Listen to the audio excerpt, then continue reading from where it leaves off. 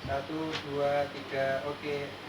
Bismillahirrahmanirrahim. Assalamualaikum warahmatullahi wabarakatuh. Waalaikumsalam warahmatullahi wabarakatuh. Selamat siang dan salam sejahtera bagi kita semua. Yang terhormat Kepala Puskesmas Pucang Sawit, Dr. Retnawati.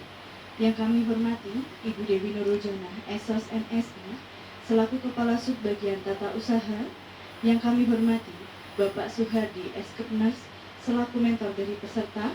Dan yang kami hormati karyawan-karyawati Puskesmas Pucang Sawit.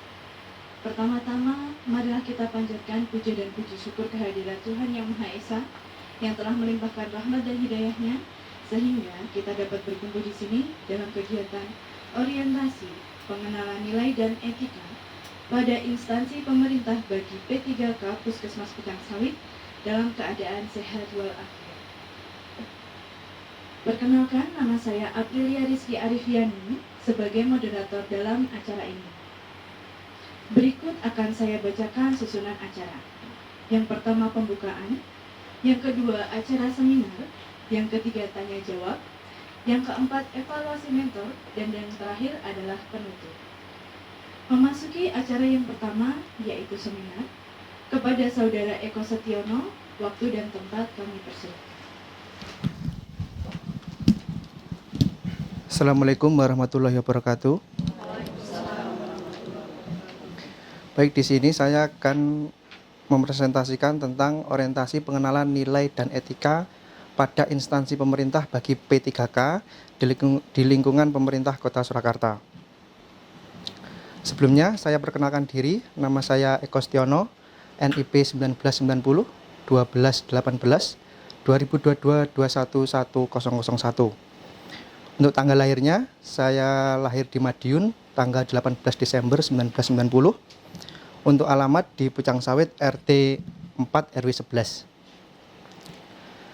Untuk pengalaman kerja tahun 2012 sampai 2016, saya bekerja di RSUD Dr. Muhammad Suwandi Surabaya. Tahun 2016 sampai 2022 saya bekerja di RSU Muslimat Ponorogo, dan 2022 hingga sekarang di Puskesmas Pucang Sawit. P3K adalah warga negara Indonesia yang memenuhi persyaratan tertentu yang diangkat berdasarkan perjanjian kerja untuk jangka waktu tertentu dalam rangka melaksanakan tugas perjanjian kerja untuk jangka waktu tertentu dalam rangka melaksanakan tugas pemerintahan sesuai dengan kebutuhan instansi pemerintahan dan ketentuan undang-undang.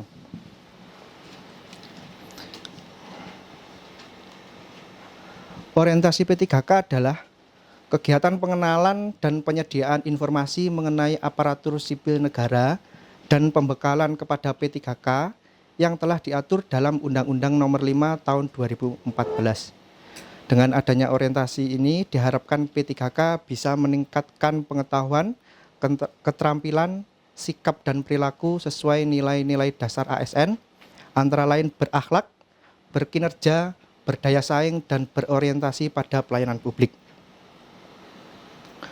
Maksud diadakannya orientasi P3K ini adalah untuk membekali peserta dengan pengetahuan, sikap, dan perilaku tentang nilai dan etika pada instansi pemerintah dalam mendukung pelaksanaan tugas jabatannya dan pencapaian visi misi organisasi. Tujuan diadakannya orientasi ini adalah berdasarkan peserta mampu memahami dan mengenal nilai dan etika pada instansi pemerintah dengan penjabaran sebagai berikut. Nomor 1, memahami susunan organisasi dan tata kerja pemerintah Kota Surakarta. 2, memahami uraian tugas, tanggung jawab, dan pelaksanaan pekerjaan jabatan. 3, memahami manajemen kinerja organisasi. 4, memahami fungsi dan tugas ASN di tempat kerja. 5, memahami anti narkoba, anti korupsi, dan pengenalan nilai-nilai dasar Pancasila. Manajemen kepegawaian P3K dilakukan berdasarkan sistem merit atau perbandingan antara kualifikasi, kompetensi, dan kinerja. Manajemen P3K meliputi penetapan kebutuhan, pengadaan, penilaian kinerja, penggajian dan tunjangan, pengembangan kompetensi, pemberian penghargaan, disiplin, pemutusan hubungan perjanjian kerja, dan perlindungan. Selanjutnya adalah tentang pemerintah Kota Surakarta. pemerintah Kota Surakarta memiliki visi yaitu mewujudkan Surakarta sebagai kota budaya yang modern, tangguh, gesit, kreatif, dan sejahtera. Sedangkan misi pemerintah Kota Surakarta meliputi 1. Meningkatkan kualitas kesehatan masyarakat yang tangguh, memperkuat pertumbuhan ekonomi yang adaptif dan berkelanjutan, mewujudkan tata ruang dan infrastruktur kota yang mendukung pemajuan kebudayaan dan pariwisata, meningkatkan kualitas dan daya saing pemuda masyarakat umum di bidang pendidikan, ekonomi, seni budaya, dan olahraga. 5. Mengembangkan tata kelola pemerintahan dan pelayanan publik yang gesit dan kolaboratif, berlandaskan semangat gotong royong dan kebinekaan. 6. Mewujudkan kemakmuran dan kesejahteraan bersama warga kota yang berkeadilan dan inklusif.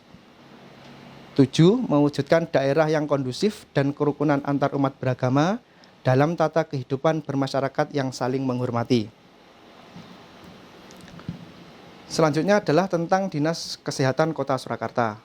Dinas Kesehatan Kota Surakarta memiliki visi yaitu mewujudkan Dinas Kesehatan Kota Surakarta dengan kerja ikhlas dalam memberikan pelayanan prima. Misi Dinas Kesehatan Kota Surakarta meliputi 1. Memberikan pelayanan prima yang berorientasi pada kesesuaian peraturan perundangan yang berlaku, keterbukaan informasi, dan kejelasan. 2.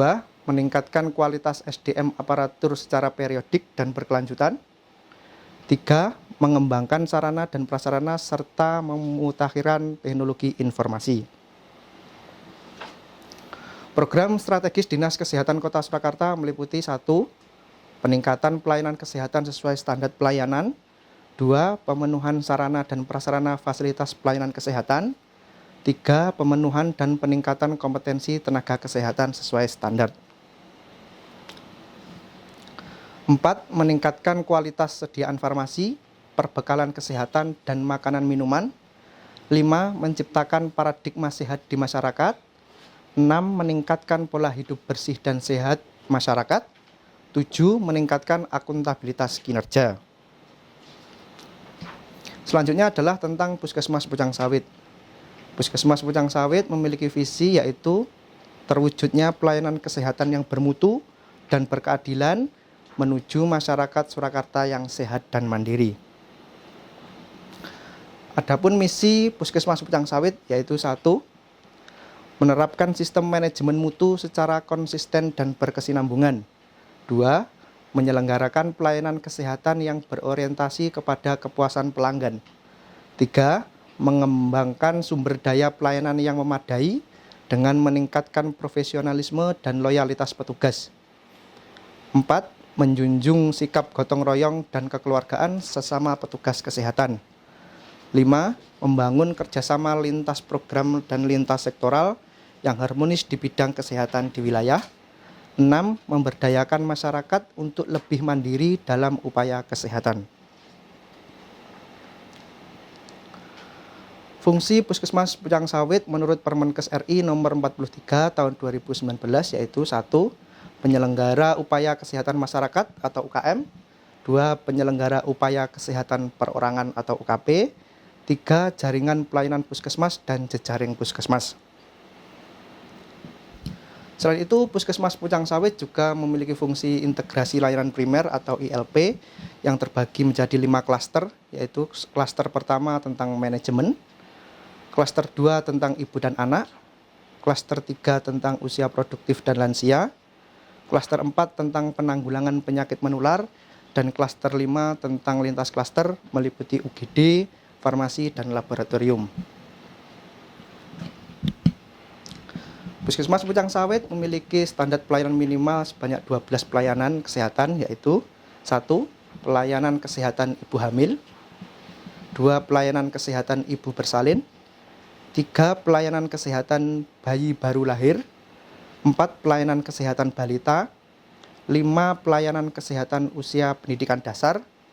6. Pelayanan kesehatan usia produktif.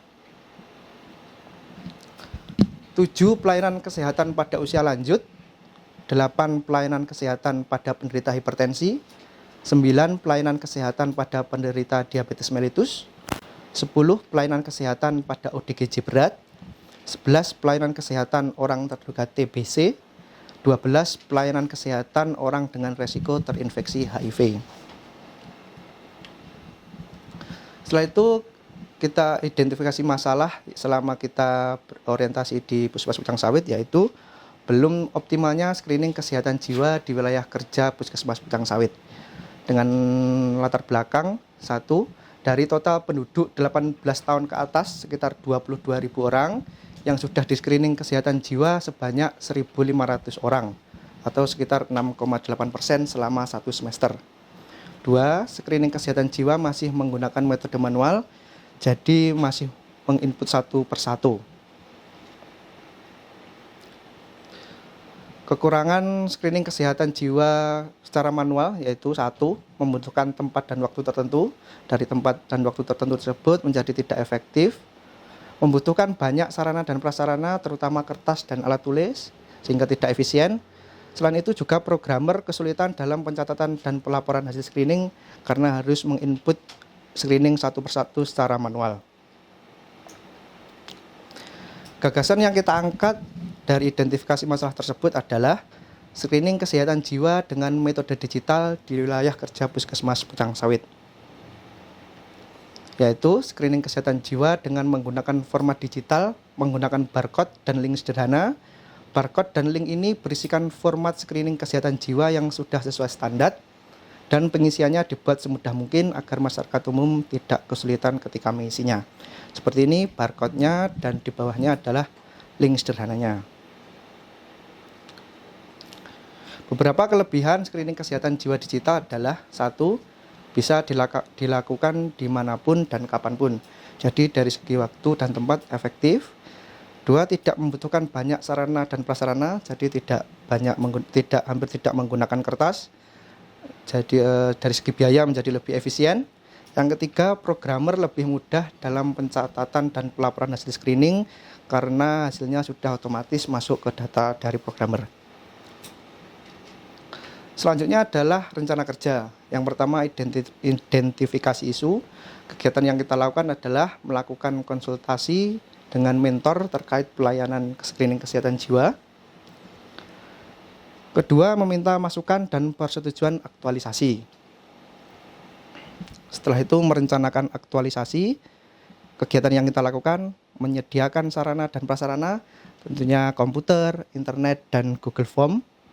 Selanjutnya koordinasi dengan tim UKM dan tim IT. Rencana kerja yang ketiga adalah membuat aktualisasi. Yang kita lakukan adalah membuat barcode dan link sederhana tadi, memperbarui SOP, dan mencetak hasil barcode-nya. Yang keempat, melaksanakan aktualisasi. Kegiatan yang kita lakukan, yang pertama melakukan uji coba barcode, terutama kepada teman-teman perawat. Selanjutnya menyebarluaskan barcode ke masyarakat melalui kegiatan luar gedung dan juga media sosial. Dan terakhir adalah evaluasi aktualisasi. Kita melakukan rekapitulasi hasil screening kesehatan jiwa. Setelah ini adalah prosesnya. Yang pertama ini adalah barcode dan linknya. Itu nanti kita scan. Apabila tidak bisa di-scan, bisa ditulis link sederhananya tersebut. Setelah itu akan dimunculkan, diarahkan ke identitas. Itu sudah ada nama, alamat NIK, tanggal lahir, dan lain-lain. Terutama adalah alamat yang biasanya kebingungan masyarakat antara alamat domisili atau alamat sesuai KTP, dan situ sudah kita pertegas untuk alamat sesuai domisili.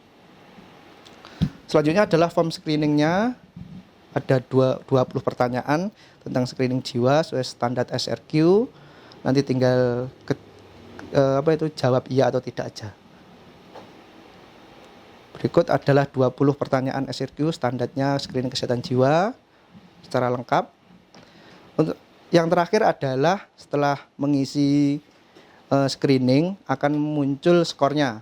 Dari skor yang di depan ini adalah 9/20, itu artinya masyarakat tersebut menjawab jawaban iya sebanyak 9 poin dari 20 pertanyaan. Ini yang terakhir adalah proses rekapitulasinya, sudah terotomatisasi, sudah ada timestamp-nya, ada waktu, tanggal, jam, bahkan sudah ada terupdate, nama, NIK, jenis kelamin, dan tanggal screening juga sudah ada. Jadi programmer tinggal mendownload spreadsheet-nya dan tinggal proses tindak lanjut. Kegiatan kita selama orientasi P3K, yang pertama tentunya konsultasi dengan mentor, yang kedua pembuatan barcode, yang ketiga ini adalah uji coba kepada teman-teman puskesmas.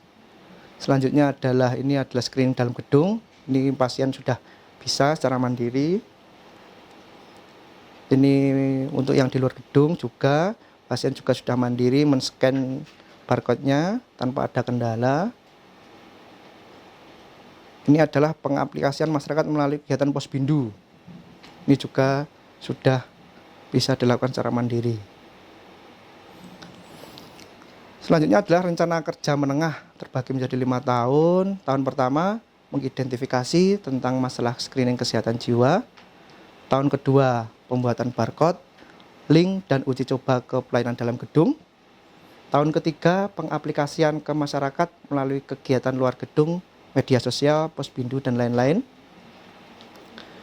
Tahun keempat evaluasi aplikasi dan kegiatan. Tahun kelima pengembangan screening apabila dirasa cukup berhasil bisa digunakan terhadap screening kesehatan yang lain. Kesimpulannya, dengan screening kesehatan jiwa metode digital ini terbukti masyarakat bisa lebih aktif melakukan screening. Programmer puskesmas juga lebih mudah dalam melakukan rekapitulasi dan data screening bisa lebih lengkap dan akurat, sehingga target screening masyarakat bisa tercapai. Terima kasih, saya kembalikan ke moderator. Baik, terima kasih kepada Mas Eko yang sudah melakukan presentasi seminarnya. Bagus sekali ya, permisa, boleh diberikan tepuk tangan untuk teman kita. Baik, melangkah ke kegiatan selanjutnya yaitu tanya jawab. Bagi teman-teman yang tadi sudah mempersiapkan pertanyaan, boleh diaturkan kepada Mas Eko. Nanti akan kami catat dahulu pertanyaannya, kemudian akan dijawab satu persatu oleh Saudara Eko Sugeng. Monggo, saya persilakan siapa yang akan bertanya terlebih dahulu. Baik, kepada Mbak Dias, monggo.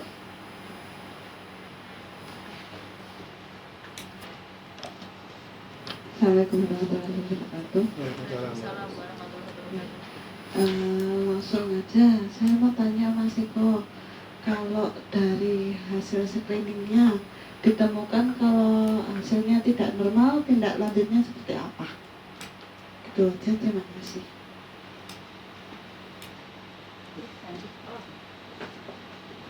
Boleh menambahkan untuk pertanyaan yang kedua, Pak Eko, itu kan pakai barcode ya. Bagaimana solusinya bila pada waktu screening akses untuk internetnya tidak ada atau memang ada gangguan? Gitu. Terima kasih.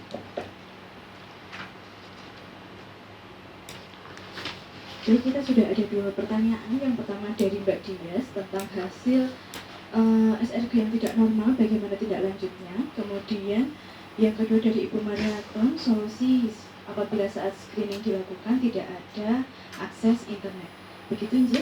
Monggo kepada Mas Eko bisa dimulai untuk menjawab. Baik, saya akan menjawab dua pertanyaan tadi. Yang pertama, bagaimana tindak lanjut bila ada hasil screening yang tidak normal. Jadi hasil screening ini terbagi menjadi 3. Nilainya 0 sampai 5 itu berarti normal, 6 berarti borderline atau ambang batas. Di atas 6 atau lebih dari 6 itu dikatakan abnormal. Apabila didapatkan nilai 6 atau borderline, itu nanti kita bersama tim IT akan mengirimkan SMS tentang pendidikan kesehatan mental kepada masyarakat tersebut. Kan sudah ada nomor teleponnya, tinggal nanti memberikan SMS pendidikan kesehatan. Tapi apabila didapatkan hasil lebih dari 6, itu nanti akan juga dikirimkan SMS untuk mengundang masyarakat tersebut ke puskesmas guna untuk yang pertama konfirmasi apakah screening tersebut diisi dengan sesungguh-sungguhnya. Yang kedua, kita akan melakukan konsultasi. Apabila memang tidak bisa diberikan konsultasi di sini, bisa kita rujuk ke vaskes selanjutnya. Yang kedua, bagaimana solusi apabila waktu screening tidak ada akses internet. Jadi ini salah satu keunggulan dari screening kesehatan digital ini. Barcode ini bisa difoto dan bisa dibawa pulang dimanapun berada. Tentunya yang ada akses internet seperti wifi atau paket data. Jadi misalkan dibawa pulang atau di tempat bermain atau dimanapun. Saya kira untuk Kota Surakarta ini untuk akses internet infrastrukturnya lebih sangat memadai daripada daerah lain. Sekian. Baik, sudah terjawab ya pertanyaannya dari Mbak Jos dan Ibu Mariatum. Acara selanjutnya adalah evaluasi dari mentor yang akan disampaikan oleh Bapak Suhardi S. Ketners. Waktu dan tempat kami persilahkan.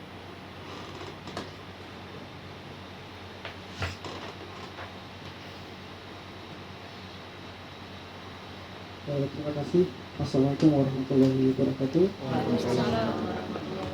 Terima kasih atas pertanyaannya kepada saya untuk menjadi mentor kepada saudara Pak Eko. Dari hasil paparan tadi dapat saya ambil kesimpulan dari beberapa hal.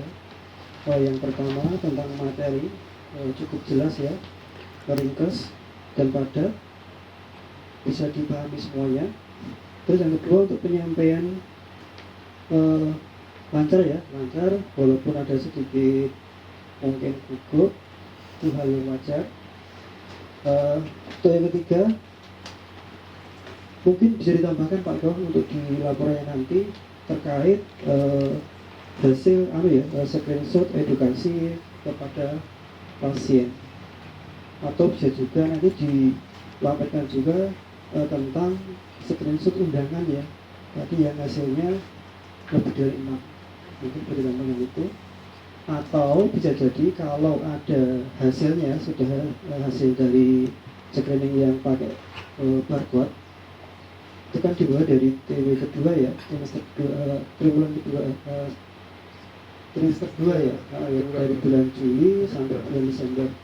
Untuk yang pertama kan hasilnya 6,8%. Nah nanti dilihat sampai bulan berjalan ini apakah ada peningkatan atau belum. Terus yang selanjutnya senada dengan Bu Mariatum tadi, mungkin dipertimbangkan juga untuk kondisi pasien yang pas tidak bawa HP, kondisi pasien yang lansia, dan nanti untuk tetap disediakan yang manual. Langsung saja. Terakhir secara keseluruhan presentasi dari Bapak Eko saya rasa bagus dan baik. Mungkin itu yang bisa saya sampaikan. Akhir kalam, wassalamualaikum warahmatullahi wabarakatuh. Waalaikumsalam warahmatullahi Baiklah, kita sudah berada di penghujung acara yaitu penutup. Demikian acara pada hari ini. Kami dari penyelenggara mengucapkan terima kasih atas partisipasinya pada siang hari ini. Dan kami memohon maaf apabila dalam pelaksanaan kegiatan hari ini ada sikap dan tutur kata kami yang kurang berkenan bagi Bapak Ibu semua. Akhir kata, wassalamualaikum warahmatullahi wabarakatuh. Waalaikumsalam warahmatullahi wabarakatuh.